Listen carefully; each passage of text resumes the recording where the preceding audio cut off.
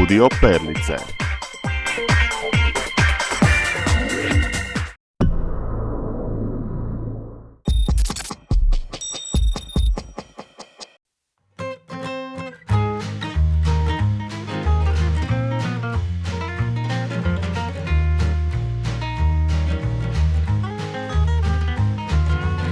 Pozdrav svima, ja sam Lea Mrduljaš, imam 6 godina.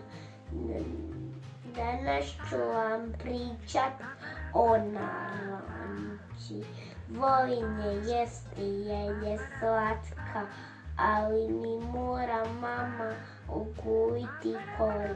To još nisam naučila, nema veze, zato sebi znam ujiti sok od naranče i pojesti jafa keks.